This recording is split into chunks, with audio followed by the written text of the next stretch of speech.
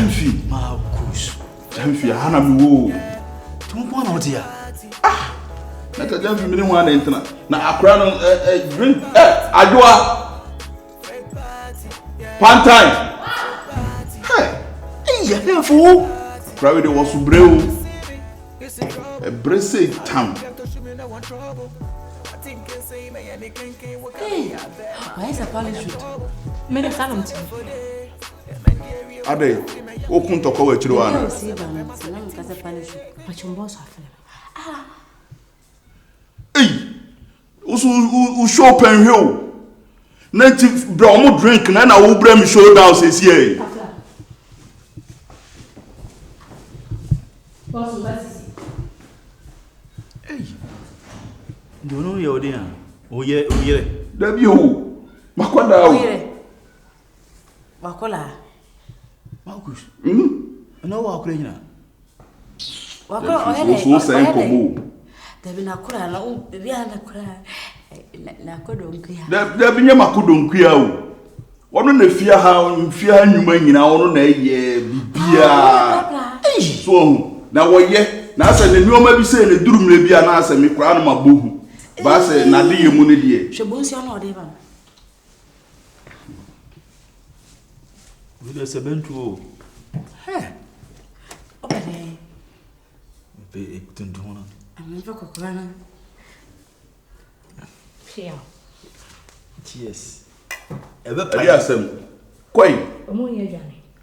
Omo ye dey. Mo ndi kakra. Omo hia aduane amefrɛ o. Why?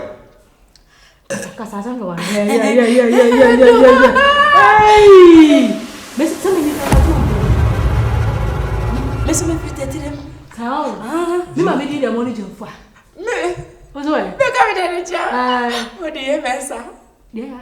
Yeah, mensa. Yo. Oto akoko. Ewa he. Kitia. Ate. Hey. Boss. Sandra. Yo. Can I say? Sadia na shase da bay. What you say? Sadia no se me ma wo kwan se tenase a wa wutimi tenase na wudi amane no. E shase da bay. Acho me hu ni pa na me hwehwe no ma mre fie. Ayi. Hey.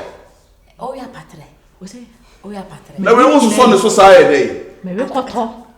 Me we kan bibia enchire refu a. Odo ya ase. Oh, wo de koi. Why? Me boss o pamo me ti. Is there only one way? Only one way. Me no mo. Eh, what say you catfish? Abi o se catfish. Le ha no. Na ne mu ye di asem asiesie bi sei. Yeah. Na o ti na dey. Le ho ase. Fa wa sem fa firi okona me fa plan. Why is the amenya ho ate de wonu omo na ebo nsiri he wa ba ba ji akonye di amane nyina. What's a catfish? What's a pampasrada? But I'm not. I don't feel mo hu na mo de motama ba anu.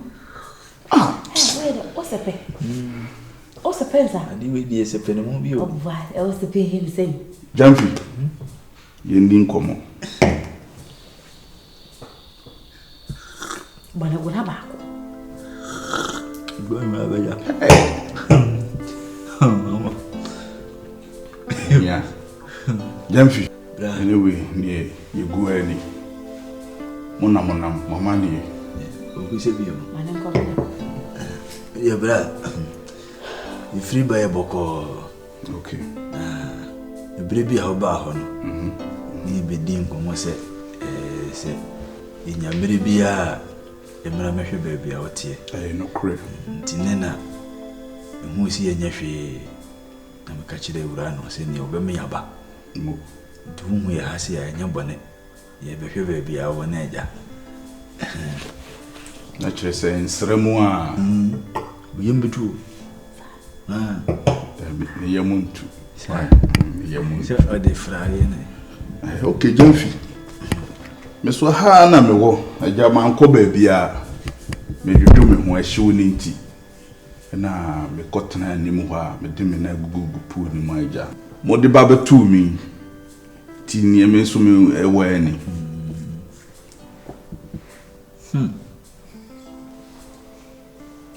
ade dia na koso Ayi me tiri mo bom aha o ma miskani some person me mani ho say Ebi adru no, ebeti na dole mo. Aya ntim fa nwiihwian sa na we sa be me na nya kusukuku. Sa me no, ono me hwia nti me hwene bo ma sinska. I see. Ebese Ono no hwia ma. Say ni amoye no wo ho no. Na che se e kame akoso ono kura okura otimi hwia ne de. Ono nso tumi hwia wo de. Nti so ne tese na. We nyina yo hia asem. So we busy pa no okọ no bank wo nya sa anuma. Ba Gyamfi. Eno so ba mu da be. We na charge no. Ayi no. Gyamfi. Ekura setena no hia ya mo adwumi. Ni afa. Bra, we dey misro. Gyamfi, wo ya call off. Misro. Si ama betu pa fia utim ka sisi ho. Sika wo bra, bo me wate na menye se wo. Hey Gyamfi. Hey.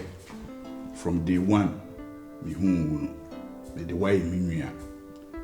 So wo sire bibia free me wa, me ntimi nkase me fa hede. Emma.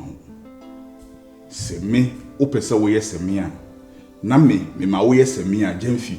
Na ma bra nyame, na emu memo abro me so. Na emu me ne won komo. Enye ha. Akukọ ntu bedwem. Marcus. Nyankopon hyira. Dabi. Dra, ni be nyina ne be nyana si. Gyamfi. Ebi abuo nipa no bebebe nua no me ya ade ma wa me mpen na ase e na me mpen Nyankopon hyira wo. Fise me ya ade ma wa me nyema abontin so ni. Ma fa wo de ma ye me bibia me nua me bibia prekopa Gyamfi. Me be hu state amuwo mu no. Na oba we na me de na ase be ma no. Why ade o Gyamfi no mo mukuta bi kura no emayi dwane ja wo mu. Na wo zero. And so still what a home. Ohima why ade wate nyame nhira wo why ayi ngoda masiri na mefa akonya we sakasa nyame nhira wo so wade ya washi ya mbia nyame nhira wo ne dabi na makam ada makuse we kwa bia nyai bia o de ka mo potential ya ba yin na ya se ayi sikana wo de man no so on fa start business no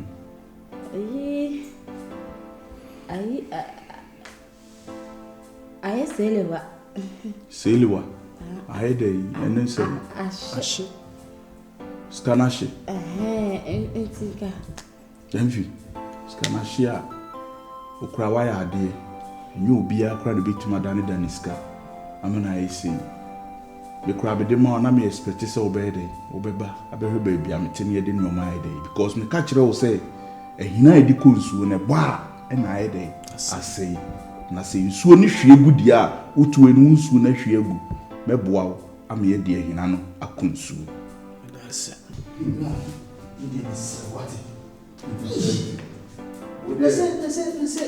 nyankopon hyira bra mesero wo de boa na menye se wo wate be say na mo abro me so me won kayo Gyamfi won kaye me so ana me so me won kaye Gyamfi wate me say ke bebia megine bia mekase Marcus ne ma me so me sei bi a ne me so ma de me ho anya sikase Gyamfi me si dan yi Gyamfi wo ye menua so wo sere made ne ma amfa ma wa me ankasa me da me na iswa nyina mu fie ne ede ye didi Gyamfi wo gina wo no wo ye bema wo na ye nuoma nketinketi bi nti na ede ama wo bema ye ne ede e wo fom se ne magie atum se Gyamfi meboa wo no meboa wo Gyamfi susu twetwa wani na se enuoma toto yie ma wa ebia ne wo beye no ebesene sa nuoma ase wo hu ase wo hu bibia e bro so because on say ahemfuchi yesi ebidi da bi achi obi betima hu fie we kura ka cha say akwa ni fie ye low class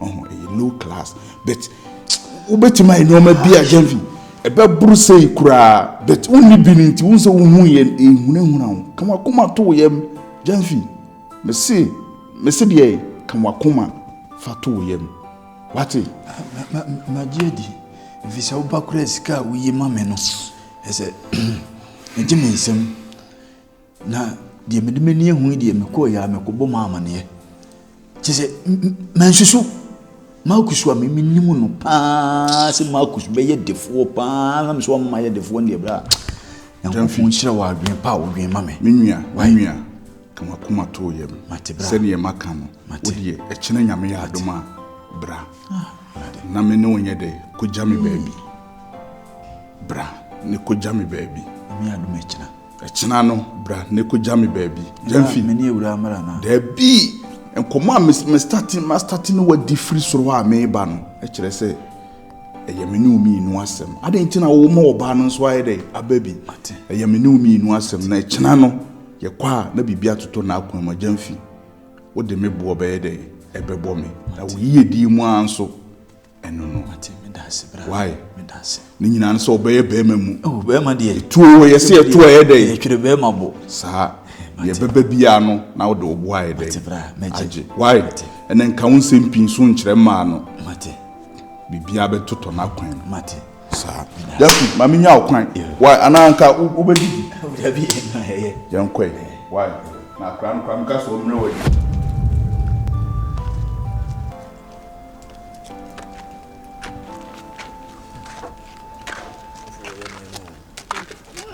eli pokye guma hodo agime nsem mpo na doka se ni na yepe ke onsa ni na yepe eno na de bia ne bitumi hofo bi wase ne bi na wo bi be fa dia yeyi oba ya sisi ya ne na no store na e wo soro no ge na to ma be fa no fon no so wada oba ya na nka wo no wada de ka se bia nko mama mame Leo ni aba. Babon ko hini. Ya dia ni akọ hunu de. Eche kurei. Ora de. Se bi be jabi. Roberto. Ni wi ase abrabo. Ora de. Mama. Gyamfi. Ema ye ko ni yonko ma ko sifi. Mama nesse wani. Sasa me kachero. Hey! Boy not to say. Ne gate no. Omi awre mutu so na ebie se kunkron. Na wo mi aso ma akatum. Ane watu nsuo kakra kada fie ho. Mama, wanye sika kofa nkraman. Yes, nkraman di fried rice. Mama ja, boy no sika. We as wo. Yankopon timi hire ni pa ma. Mama ma kusu ba. Ne da no. Kire mo se TV bobọ ho. Chese mama, ma kusu na oba ha se ya na o ka sese wo si mansion na ka o dem no.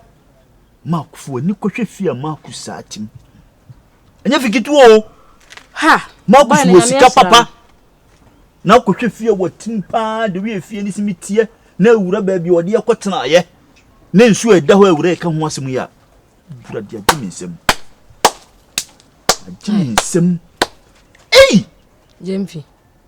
Ora. Enti sasem we enti na mada. Ah, me so da ye pa, mo ni ba biam duru ye.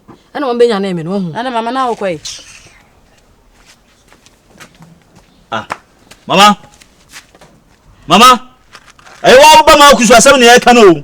Wo di afuo ni nkwohwe biara na de eye chew ne kọ. We ya osori ko ya otiate mo mana ye wanwa. We ni wanwa wo mu ne se. Na we ni kura ne sori ya wo de sori ne nsai. Nya da ye ya. Odi pito hwe oguso be chia ne ho to benchi so. Wa ma na ansa ne yanko ni mu a enwo no start say ye adwuma wo ni tirim na wo da ye na den America kire wi. Nya no wa ho nti no ye we. Osutori bi otimi ye bibia wo kura adodo. Ha? Da ye susu a wo fa ne personally di ye ne ma fata wo de unwe o menopause aye na ye. Duru fie no gate na no ho no ma obebu kura. Na da ye susu ye fa ne serious said ye wo wafa wo da ye. Ma ku da ye so.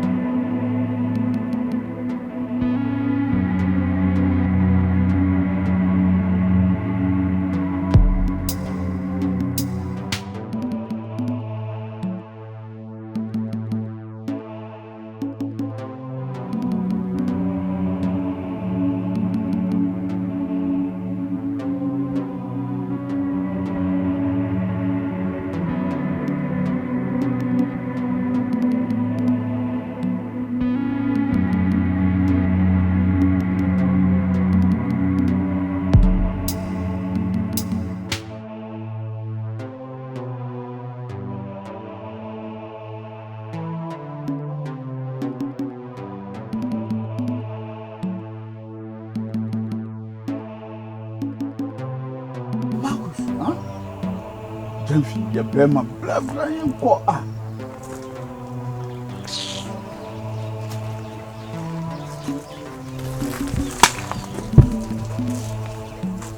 Mama kwa wewe.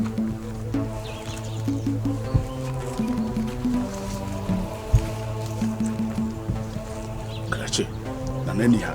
Wo mpaboa no. Onde ni ochiri no no. Wada na wo manim sei.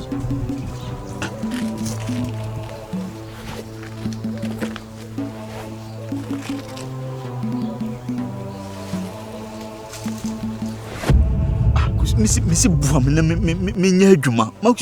Baby adwuma betena de se nya hanya adwuma mu. Ewum sa hanya adwuma. Nana. Ye nana. We dey ye buy na woni ho. Tinsi ye gina ho a ye twen wo. Ekwa haban kwati enu kaka. Tenase. Tenase Gyamfi. Tenase.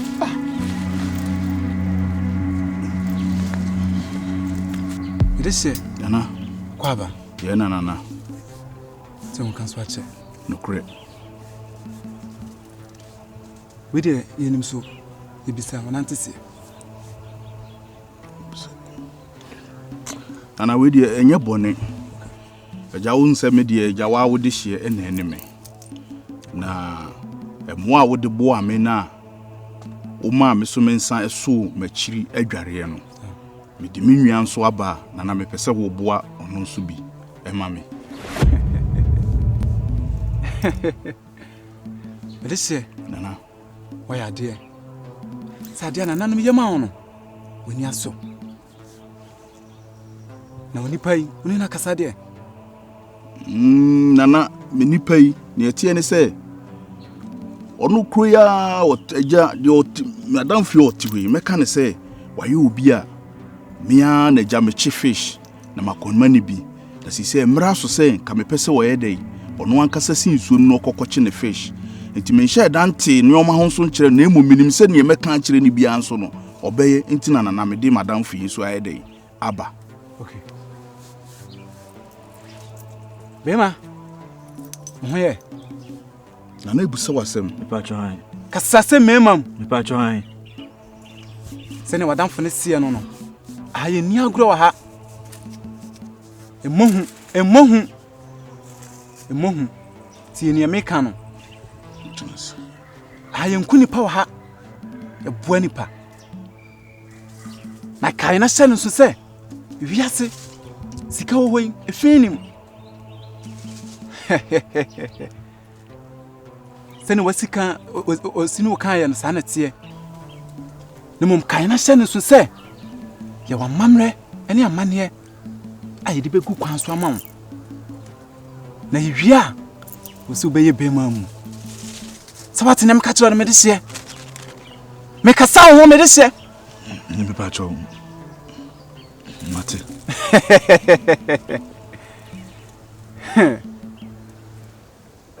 Wakamati. Me boano. Tinana. Yani so be sini bo. Senya wakano obeti. Tinana. Any problem. What's your boss obeje? David. Hey.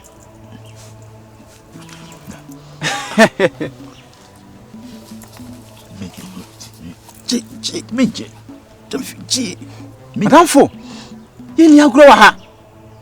Aswane so na waba no. What's your bo? Ye bema. Ame David.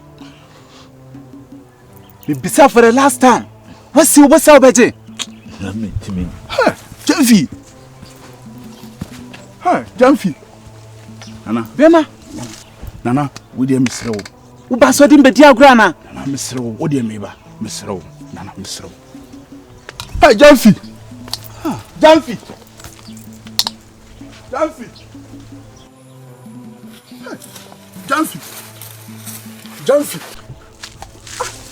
Marcus, minya dai. Wonya dai sai. Minya dai Marcus. Hey, aye.